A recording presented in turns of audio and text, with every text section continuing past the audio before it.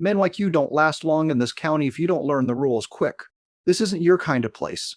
That's what Sheriff Earl Duggan told me, the third time he pulled me over in as many weeks for a taillight that worked perfectly fine. 4 months later, he was on his knees on my living room floor watching federal agents take his badge. My name is Marcus Coleman. I'm 51 years old, a retired Army colonel, and this is the story of the 4 months I spent trying to live quietly in a town that had already decided, before I ever said a word to any of them, exactly what kind of man I was. I want to tell you why I moved to Cedar Hollow because I think it matters for everything that comes after. I served 22 years in Army Special Forces, most of it in places I'm still not permitted to describe in detail, in a career that ended with a Medal of Honor citation for an extraction operation I don't particularly enjoy thinking about, even now, years later. I retired 8 months before any of this happened, tired in the specific way that comes from decades of carrying other people's survival on your own decisions, and I wanted, more than almost anything, a town small enough and quiet enough that nobody would ever ask me a single question about any of it. My last several years of active duty had been spent training younger operators, a role I took genuine pride in, though it came with its own particular exhaustion. Watching young soldiers carry the same weight I'd once carried, knowing exactly which parts of that weight no amount of preparation ever fully readies you for. By the time my retirement paperwork actually processed, I understood, with total clarity, that I needed considerable distance from anything resembling that life, at least for a while, possibly for good. I bought a modest house at the edge of Cedar Hollow, a town of about 4,000 people, mostly because the listing photos showed a wraparound porch and a stretch of woods behind it quiet enough that I thought I might finally learn what silence actually sounded like after 2 decades of never quite trusting it. I remember the specific afternoon I first walked that property with a real estate agent, a friendly woman who talked considerably more than I did during the tour, and standing on that porch listening to nothing but wind moving through the trees behind the house, feeling something in my chest loosen slightly for the first time in longer than I could easily remember. I made an offer on the house within the week. Had not tell anyone in that town what I'd done for a living. Not out of shame. I simply wanted, for the first time since I was 19 years old, to be evaluated purely as the man standing in front of someone, rather than as a resume, a rank, or a story people felt entitled to ask me to perform for their own curiosity. I told the hardware store clerk I'd worked in logistics. I told my new neighbor I'd been in the service. Both true, neither complete. My neighbor, an older widower named Frank who'd lived on that road for nearly 40 years, became something close to a friend during those first weeks, the two of us trading tools and occasional dinners without either of us pushing the other for more detail than felt comfortable. I remember him mentioning casually, during one of those dinners, that Cedar Hollow wasn't always the easiest place for folks who looked different to feel welcome, a sentence delivered gently, almost apologetically, that I understood, even then, as a kind of quiet warning he wasn't quite sure how to phrase more directly. I want to be honest about something else too, because I think it matters for understanding what happened next. I am a black man, and I spent enough of my life in enough different rooms to recognize, usually within the first few seconds, exactly which kind of room I've just walked into. Cedar Hollow Sheriff's Department introduced itself to me within 11 days of my arrival, and I recognized that particular room immediately.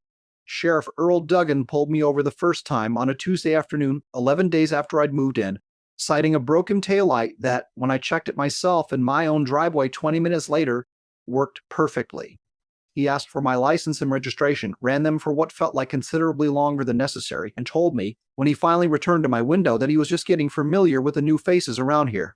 I remember his exact posture at my window that first time, one hand resting near his belt in a way I recognized immediately as deliberate rather than incidental, the specific body language of a man who wanted me to notice it without ever having to say anything explicit about why. I answered every question calmly, kept my hands visible on the wheel the entire time, and thanked him for his time once he finally handed my license back. I drove the rest of the way home, turning that stopover in my mind, cataloging details out of old habit more than any specific plan. He pulled me over again 8 days later. A different pretext this time. Something about my registration sticker being hard to read from the road. He wrote me a citation that day, $40 for an infraction I later confirmed, through the county courthouse records, didn't actually exist as a chargeable offense under the county's own traffic code. I paid it anyway. I'd learned a long time ago, in considerably higher stakes situations than this one, that picking your battles carefully matter more than winning every single skirmish along the way. I drove to the county courthouse the following week, out of quiet curiosity rather than any immediate intention to fight the citation, and spent an hour with a records clerk who seemed genuinely puzzled trying to locate the specific statute Duggan had cited on my ticket. She eventually told me, apologetically, that she couldn't find it in the current code at all, and suggested I might simply have been given the wrong citation number by mistake. I thanked her, paid the fine anyway, and began keeping a considerably more detailed record of every interaction from that point forward. A third stop happened 3 weeks later, and it's the one where he said the sentence I've carried with me since. I was driving home from the grocery store, nothing unusual about the drive, when I saw his lights in my mirror less than half a mile from my own house. He took his time approaching the car this time, considerably slower than either of the previous stops. And I understood, watching him in my side mirror, that this particular stop wasn't really about a taillight or a registration sticker at all.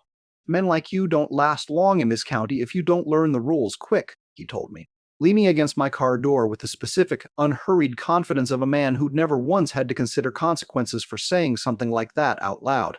This isn't your kind of place. I asked him evenly which rules specifically he thought I hadn't learned yet.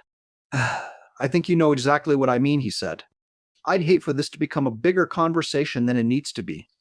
I told him I understood completely, and I drove home that evening turning that sentence over in my mind, understanding, with total clarity, precisely what kind of conversation he was actually threatening to have. I sat in my driveway for a long while after that stop, engine off, hands still on the wheel, feeling something considerably heavier settle over me than either of the previous two stops had produced.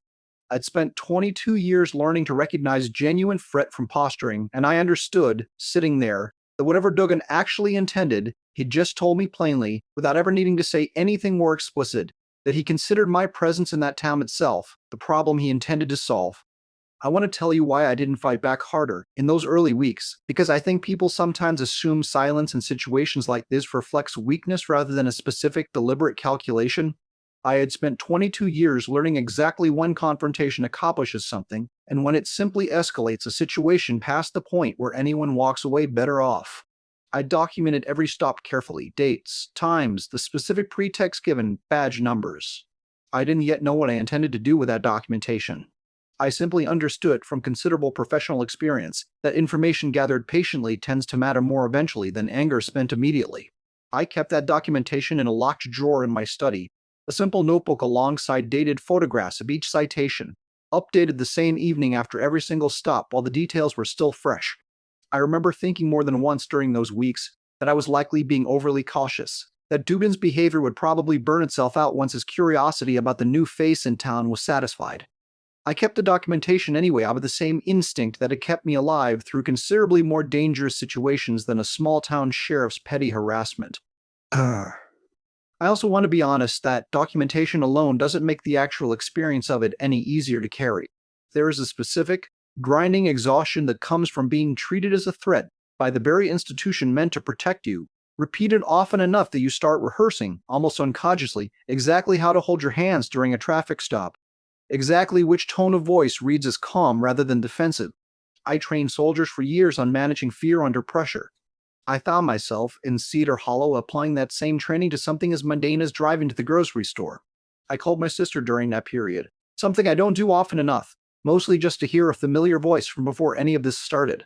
I didn't tell her the specifics, not wanting to worry her from 3 states away with nothing she could actually do to help.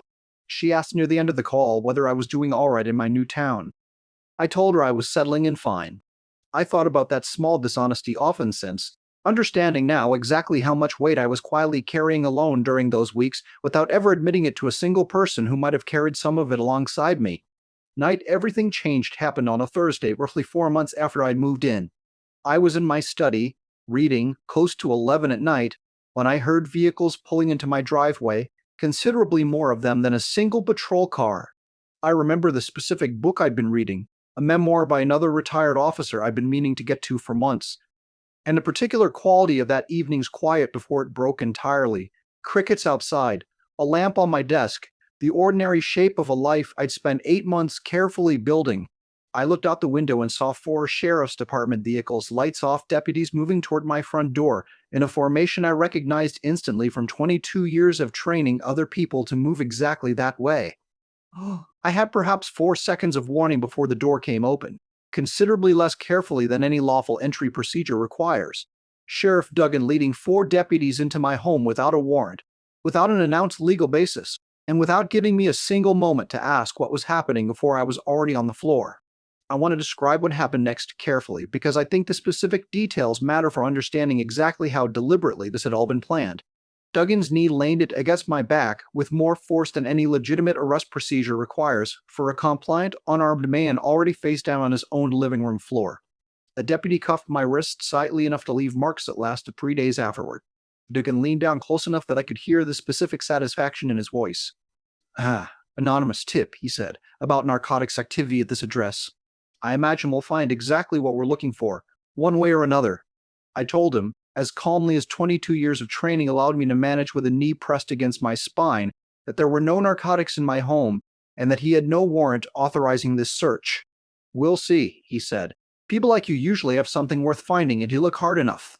I lay on that floor for nearly 20 minutes, listening to 4 deputies methodically tear through a home I'd spent 8 months carefully making into something resembling peace. Drawers emptied onto the floor. Bookshelves swept clear. A deputy laughed at one point at a framed photograph from my basic training graduation, making a comment I won't repeat here, one that told me everything I needed to know about exactly how this evening had been planned and by whom. I remember the specific ache of the hardwood floor against my cheek, the particular smell of the rug I'd chosen myself for that room, and the sound of my own breathing deliberately slowed. The same technique I'd once taught to considerably younger soldiers managing considerably more dangerous fear than mine in that moment. I focused on that breathing entirely, refusing to give Duggan or any of his deputies the satisfaction of watching me lose the composure I'd spent 22 years building. I want to tell you honestly what I was thinking, lying on that floor, because I think it matters more than the physical details of the raid itself. I wasn't thinking about my career, or my medal, or any of the specific credentials that would eventually change the entire shape of that evening. I was thinking about every single person I'd ever known and every town in this country who'd experienced some version of this exact moment without ever having a closet upstairs capable of changing the outcome. I understood, lying there, that whatever happened next in my own specific case, it wouldn't undo a single one of those other stories. I thought, too, in that specific stretch of 20 minutes, about my father who'd told me once when I was young that he'd learned early in his own life exactly how to survive a room like this one, and that he'd hoped, raising me, that I might somehow grow up in a world where that particular survival skill had become unnecessary. I understood, lying on my own living room floor at 51 years old, exactly how far that hope still had left to travel. Duggan moved to my bedroom closet roughly 15 minutes into the search, still confident, still narrating his own performance for the deputy filming on a department phone, presumably for whatever internal report he intended to file afterward, justifying this entire evening. He pulled open the closet door, moved aside a row of neatly hung uniforms I hadn't worn publicly in months, and found, on the top shelf, a small wooden box I'd never bothered hiding because I'd never imagined I would need to. I remember, even through the specific fog of that entire evening, the sound of that box being pulled down, the particular weight of it against the shelf as he lifted it, and a strange, suspended half-second where I understood, before I could even see his face clearly from my position on the floor, that something in the room had just changed. He opened it without asking, the way he'd opened every other drawer and cabinet in that house for the past 15 minutes, and went completely, suddenly silent. Inside that box sat my Medal of Honor, still in its original presentation case, alongside a framed photograph of myself standing beside the President of the United States, taken the day the medal was formally awarded, and a folded set of official orders confirming my rank and 22 years of documented service. I watched Duggan's face from the floor, still cuffed, still pinned, and saw something shift across it that I recognized immediately from considerable professional experience reading people under sudden, catastrophic pressure. It was the specific expression of a man realizing in real time that every assumption he built an entire evening's plan around had just been proven catastrophically, irreversibly wrong. This isn't. He started and then stopped, clearly unable to locate a sentence capable of following that beginning anywhere useful. I told him from the floor, still cuffed, that the box he was holding contained a Medal of Honor citation for an extraction operation that had, among other things, saved the lives of 11 American soldiers under conditions I still wasn't permitted to fully describe to civilians, and that the man in the photograph beside me had personally shaken my hand while calling me one of the finest soldiers he'd ever had the honor of commending. I retired 8 months ago, I told him. Colonel, Army Special Forces, 22 years of service. I came to this town because I wanted, for the first time in my adult life, to be treated like an ordinary man rather than a resume. I'd like you to consider, Sheriff, exactly how thoroughly you just demonstrated why that particular wish was never actually available to me. He didn't say anything. I don't think there was anything left in him capable of forming a sentence at that particular moment. The deputy who'd been filming lowered his phone slowly, I noticed, from where I lay, his own face carrying an expression considerably different from the amusement I'd heard in his laughter 15 minutes earlier. One of the other deputies, a younger man I hadn't paid particular attention to until then, actually took a step backward from the closet, as though putting physical distance between himself and whatever was about to unfold might somehow matter for his own accountability later. I want to be honest that some small part of me, even lying there cuffed on my own floor, felt something close to grim satisfaction watching Duggan's confidence finally, completely collapse. I don't consider that reaction a particularly noble one. I consider it an honest one, and I think honesty matters more in telling this story than pretending I felt nothing but calm professional detachment throughout. Huddy, what happened in the following 10 minutes, I understand now, in ways I genuinely didn't understand while it was actually occurring around me. My personal security device, a discrete monitoring system issued to certain retired senior officers with documented past involvement in sensitive operations, had automatically triggered the moment my vital signs registered the specific physiological pattern of a violent, unlawful restraint. That system routed, without any action on my own part, directly to a Department of Defense monitoring desk which treated the alert exactly as protocol required for any recently retired officer of my particular classification. I heard the helicopters before Dugan did, still lying on that floor. The specific rhythm of rotors I'd have recognized anywhere on Earth. Considerably closer to my own quiet street than I'd ever expected to hear that sound again in civilian life. Federal agents and a military security detail secured my entire block within 11 minutes of the alert triggering.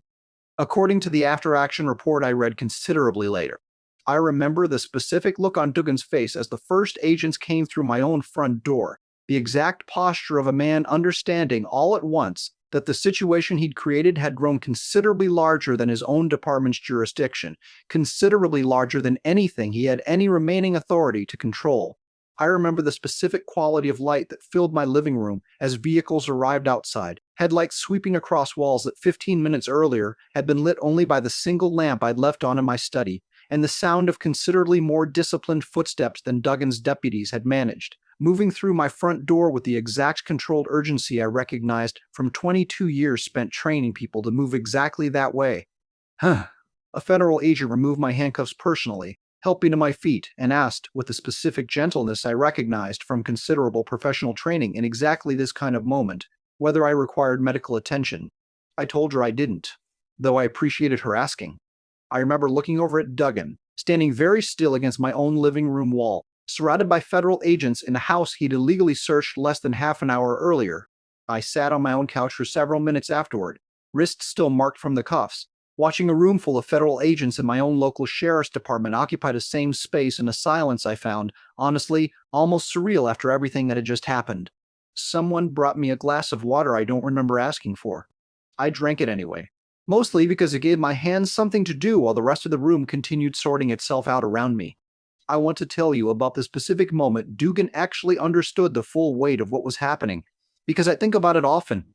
One of the federal agents, a considered, careful woman named Special Agent Renata Cruz, informed him formally that he was being detained pending a federal civil rights investigation, citing unlawful search and seizure, deprivation of rights under color of law, and conspiracy against constitutionally protected rights based on an incident that federal statute treats considerably more seriously when documented evidence establishes a deliberate, premeditated pattern rather than a single isolated error in judgment.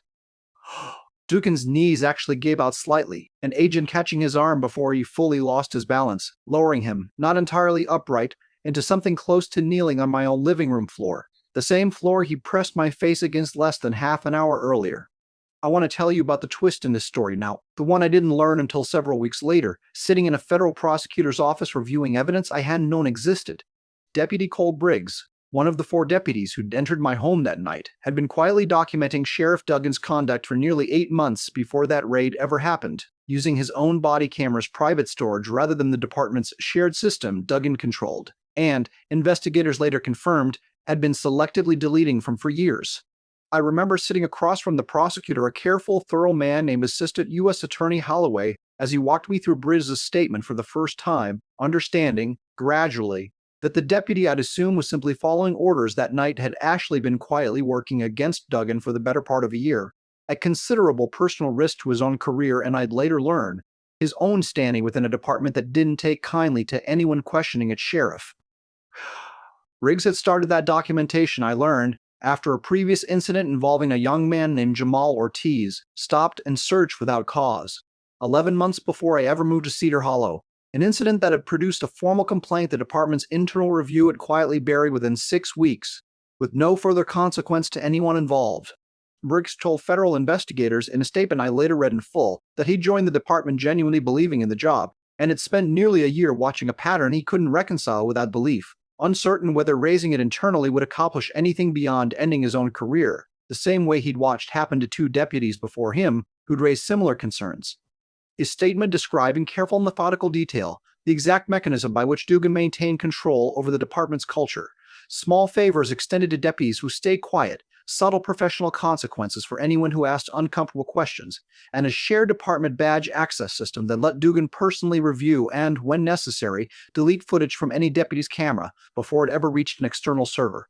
Briggs had begun keeping his own private backups nearly a year before my raid, uncertain, even then, exactly what he intended to do with them.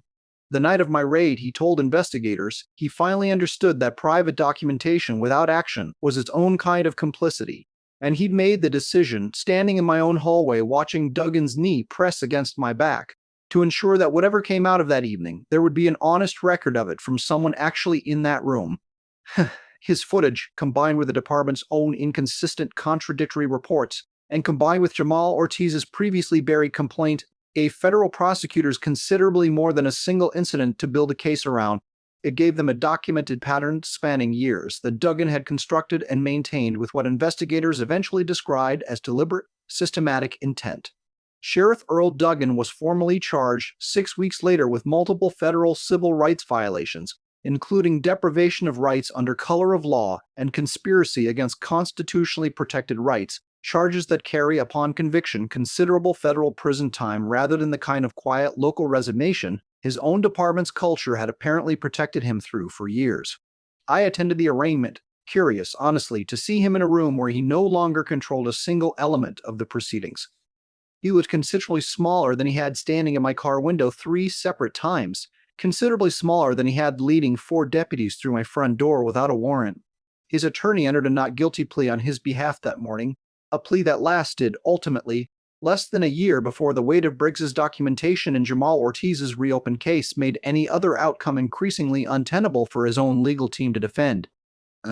He pleaded guilty, 18 months later, to a reduced set of charges as part of the negotiated agreement that still required considerable prison time, along with a permanent, lifetime ban from any future law enforcement employment anywhere in the country.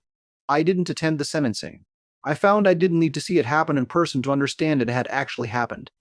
Jamal Ortiz's case was formally reopened as part of the same investigation, his original complaint finally receiving the review it should have received nearly 2 years earlier.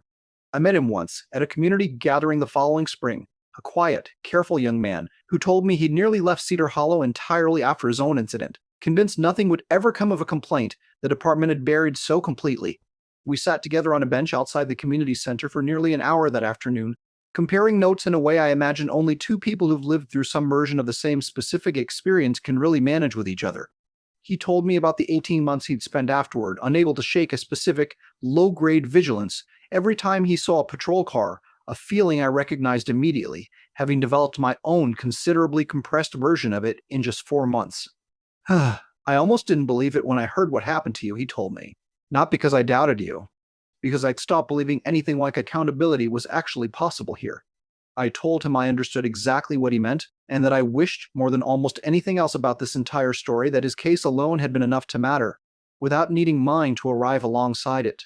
He asked me, near the end of that conversation, whether I thought Cedar Hollow could actually change, or whether Duggan's removal was simply going to be treated as a single bad apple rather than evidence of something considerably larger the town needed to reckon with. I told him honestly that I didn't know yet, and that I suspected the answer would depend less on any single dramatic reckoning and more on whether people like him and me kept showing up to community meetings long after the cameras and federal agents had moved on to the next story.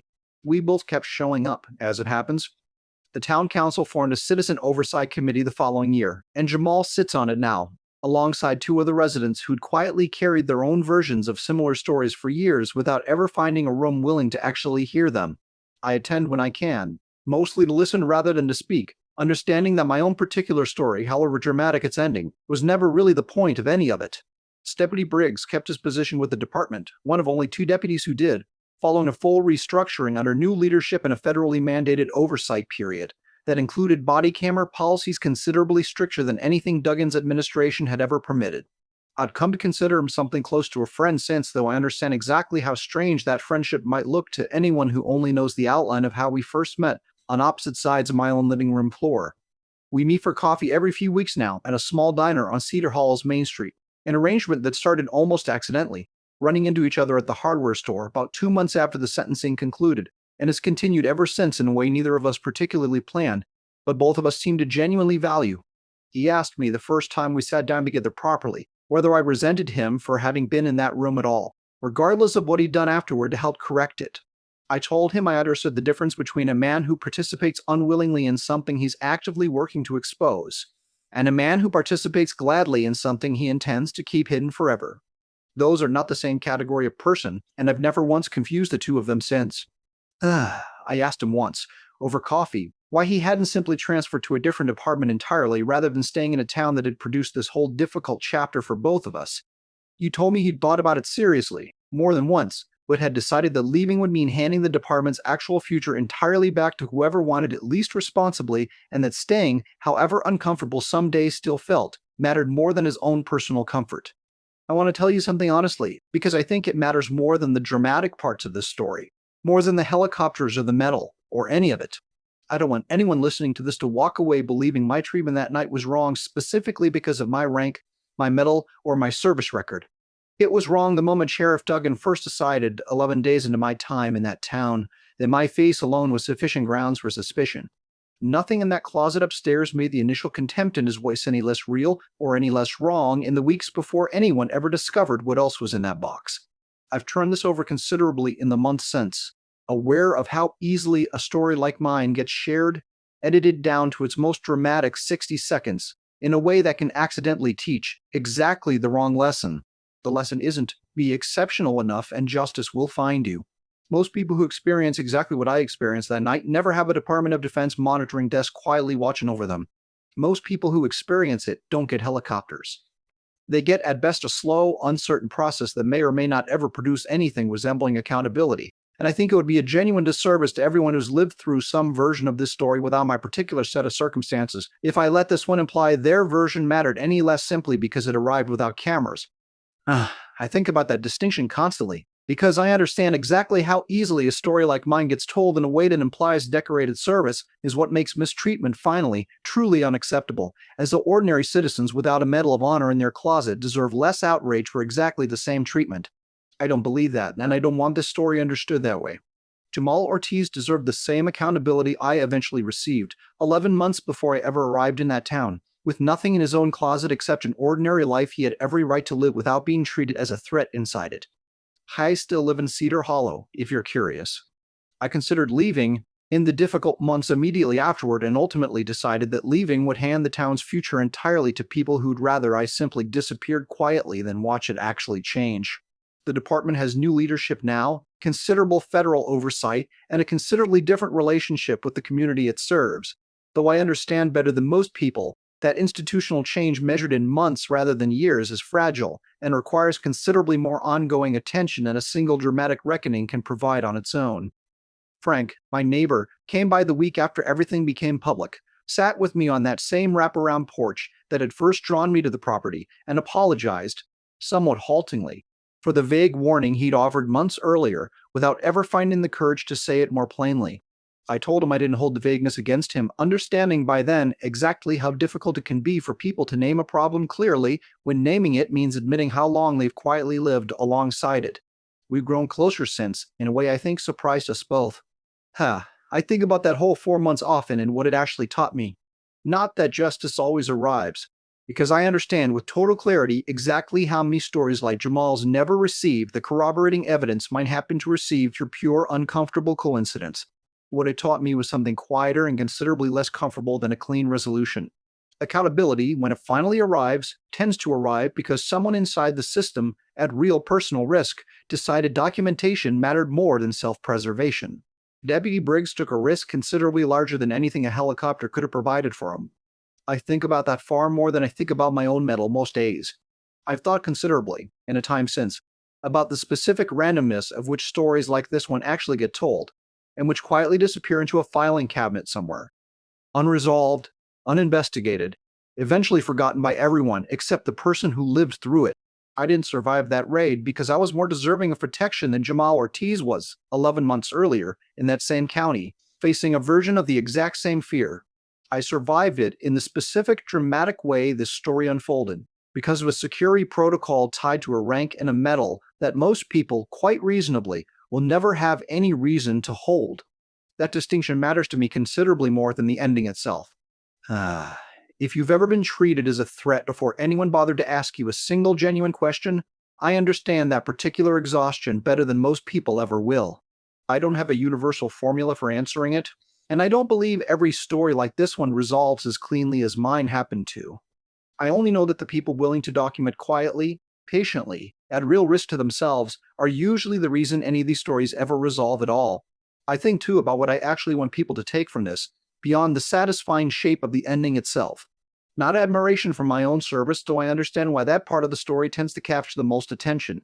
What I actually want is for the next Sheriff Duggan in the next small town to understand that the badge and the uniform were never meant to be a license for exactly this kind of contempt, regardless of who happens to be standing on the other side of it.